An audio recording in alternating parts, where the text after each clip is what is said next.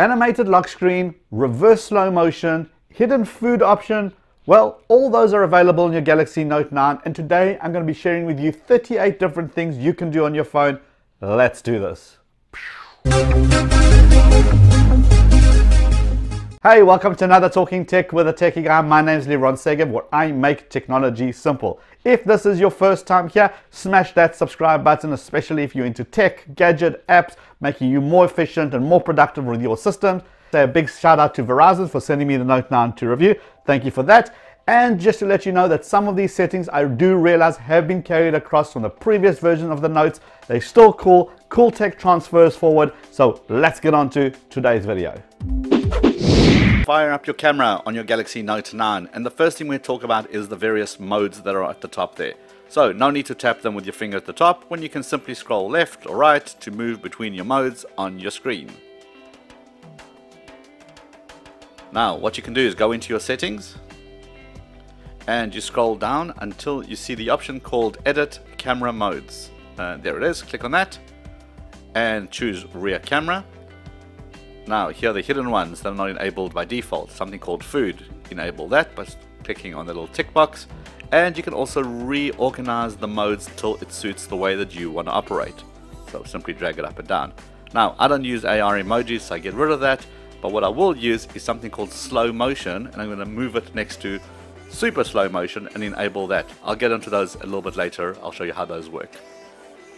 Okay, the front camera, you can do exactly the same. You can enable or disable, and you can reorganize them again to the way that you want to operate. So now when I go back into my camera, food is first, then it's auto, and I can simply swipe left and right and get to the modes I want. Right, let's take a photo of this amazingly delicious and healthy looking food. What you do is you go into food mode on your camera, and now when you tap the screen, it puts a little circle where the focus is going to be nice and clear, and everything around it is going to be slightly hazy. Click on that, and if you want to get a really beautiful shot for your Instagram, zoom right in and get that beautiful shot straight in the middle. If you want to zoom in, you got the 2x effect on the side using the telephoto lens, and press it again and it will zoom right back out again. Okay, let's play with the slow motion and the super slow motion. So remember, slow motion is the one that we added into this, and the difference between the two is as follows. With the slow motion, you press record and then you have the action on the screen. Once you stop recording, go into your gallery and there is your video file complete with the slow motion section, which you can then adjust. Right, once you've got the right settings, just double check, yep, that looks good. And now you have a choice. You can mute it, share it, save it. It now becomes just a regular normal file on your phone. Now let's move to the super slow motion. Now here you can see it's different. Here you got this square, and only the action that's in that square will trigger the super slow motion. So let's set it in that particular location. Okay, once I've adjusted it to the right place, then let's move the ball out of the way. And now I press record. Now it's not recording anything at the moment, it's ready for the action. Now as I throw the ball in, now it looks pretty fast, looks like nothing actually happened, but watch this. Now let's go into your gallery.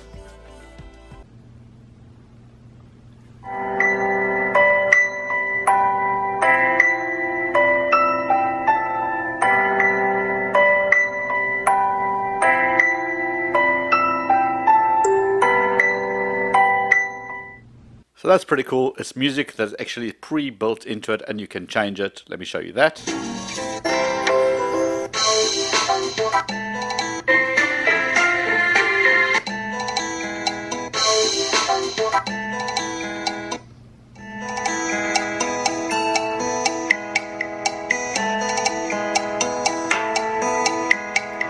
All in the interest of getting a really cool shot.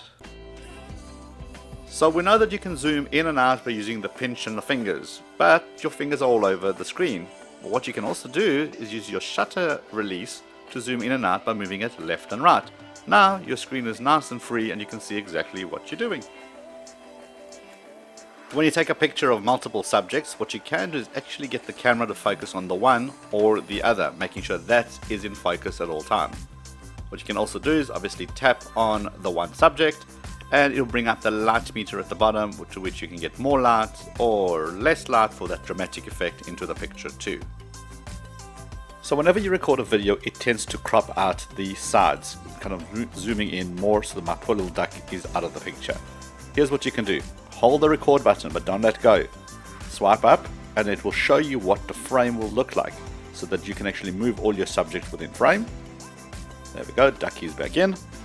Let go and it will start to record. Now you don't have that issue anymore.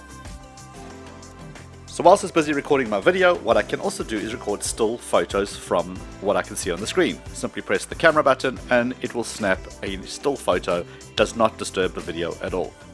Now if I want to zoom in, all I can do is press the 2 times zoom in and zoom out, or I can use the shutter release to zoom in and out as I did before when I was taking a still photo. Next up, go into your settings, and here you got 2 choices. You got a rear camera settings that you can play with, and you got the forward camera settings that you can play with. So let's go to the rear one, and here you got more megapixels, more options to choose from. But here's something called Save RAW and JPEG file.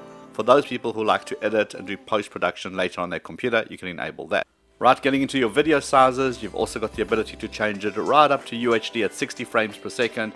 And at the bottom you have an option to high efficiency video compression. You can enable that, reducing the file sizes on your phone. But remember, when you do use those high video sizes, it will reduce functionality. Sometimes the colors can be a little bit overbearing and too saturated. So go into your settings, scroll down to HDR and switch that thing off. Too much rich tones can really blow out a photo. Whilst we're in there, switch on tracking autofocus, and what that does is keep something in focus regardless if it's moving on your screen or not. So here's my glasses, I'm going to tap on them, enable the auto tracking, and it will keep that in focus regardless where it is. So think of actions like your child running around the field, for example. Whilst we're talking about high moving actions, what you can do is hold down the shutter button to take continuous shots of that high action activity that's happening. Now when you go into your gallery, it will clump them all together. Here I got 52 photos, and now it allows me to choose the best photo. If I scroll down at the bottom, I can find the image that I want to actually keep. Another pretty cool thing that you can do is go to the 3 little dots at the top and choose Create GIF. And what that will do is it'll create a little animated GIF of your high action activity from all those photos. Under your camera settings, go into something called Scene Optimizer and make sure that's enabled. And essentially what that does is the camera tries to recognize the scene that you happen to be filming and give you the best shot and the best photo coming out of that scene. Now nothing's clickable, nothing's tappable, you can't customize anything. You can either switch it off or switch it back on again. Now it doesn't work all the time, it's not that effective, you don't have to rely on it, but when it does work, it does really give you some nice shots. For example, here's an outset, sunset, cloudy scenes. It did recognize it, but there's nothing you can click on it. You can simply snap the photo or not. Now it does its best to try and give you the most drama here. But what you can do is I like to go into Pro mode. Don't be afraid to experiment in here. When you go into Pro mode, you can play with apertures, ISO, white balance, all of those. But here what I like to do is just play with the amount of light in the photo. So here I'm going to reduce that light to really give that shot a little bit more of a dramatic feel. So let me show you the difference between the 2 photos. So I guess my point is, don't be afraid to play with the Pro mode. There's nothing that you can do to really mess anything up. At best, you're going to get a better result rather than having a photo that you can't actually use. So go for it. So a pretty handy feature has been able to launch the camera with the power button. We've had that for quite a while now. Now what you got to do is you got to go to your camera settings and just make sure that's enabled. Go into the quick launch and make sure that's on. Once that's on, you double tap the power button and it immediately launches the camera. Now note, in some countries like India for example, this is disabled because of the way that they handle their emergency calls is 3 push of the power button. So you're not going to get it there. Now you can also customize what happens when you use the volume button. You can either use it to take a picture, record a video, zoom, or just use it for good old system volume. But you do have that option to customize that as well. Right, go into your settings and you're going to scroll down until you're going to see an option called motion photo. You can enable that. And essentially what that does is it starts recording a couple of seconds before you took your shot. So it kind of almost gives you this type of effect. So I'm moving this guy around, press the button, Now, technically I should only be able to see the back of the duck's head, right? But once you go into your gallery, you actually get a couple of seconds before the shot was taken. Useful, not useful, I don't know, some people like it. So we spoke about the auto tracking, which keeps focus on an object that's moving around your screen. Now, what I want you to do, oh look, it actually picked up that the duck has actually got a face. That's quite funny with the automatic scene selector. Alright, what I want you to do is now lock in the focus to a specific area. So basically you long hold a specific location, and now it will just keep focus regardless of what's happening on the screen. It will just focus on that one area. If you want to focus somewhere else, simply tap, and if you want to automatically lock in that focus to an area, long hold it again, and there it is. Now it will lock that area and that will be focused. So we know at the bottom you've got the flash where you can leave it to auto on or off, but now you've got something called full view mode, which you can switch on to take advantage of the nice size screen, and basically you can see the entire thing become your viewfinder.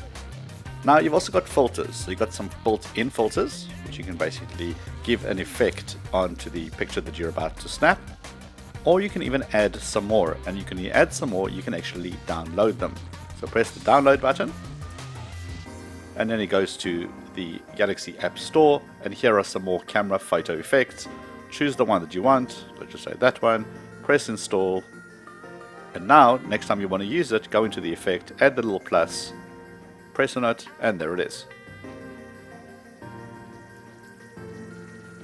This is a cool one for all you selfie people. Go into settings, scroll down till you see show palm, and enable that if it's not enabled at the moment. And when you go back to your camera, swipe up or swipe down to change it back into selfie mode. Now all you're going to do is hold your palm up, let the camera see it, and it will snap a photo. Now your palm doesn't have to be up the whole time, it's just to activate it. There it is, and now I can move it around and snap my photo. Touch the screen, flip the screen up or down, and it will go back to rear facing camera. A cute little bonus tip here, go into your gallery, find the picture that you want to work with, press the three little dots at the top, and then choose Open in Photo Editor Pro. So once that opens, go down to the bottom where it says Decorations, and this time choose Covers. And now you get a whole bunch of little options to play with, so if you want to make whatever picture you want to make it very Minecrafty, you can actually do that as well. So there's lots built into the photo editor, spend some time playing with that, some really cool effects that you can actually have. Alright, here's another little trick, go into your gallery, find the slow motion video that we did. So you remember this one? One with the ball dropping on top of its head? Yeah, that one. Okay, what we're going to do is now go one step back, press the three little dots at the top, and now you can actually set that as your wallpaper. I think that's pretty cool. Let me show you what that looks like. Nice, right? Press that, and if I put my screen and the lock screen on, there it is. Now imagine doing this with your kids, your family, friends. I think it's quite a cool little touch. Now let's go find one of our slow motion files in our gallery. Once we got one, basically click the three little dots at the top and choose details. Now not only will it show you where you took the picture if you had that enabled, but now you've got an option of having the same file but in reverse. Really cool little effect which you can then save or share.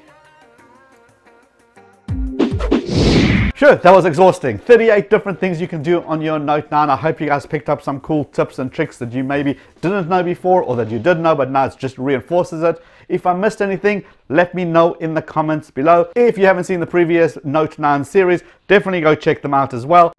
Give the video a thumbs up because you're cool and it really helps the channel a lot, and I appreciate each and every one of you for doing that, and I'll see you guys on the next episode. Cheers for now.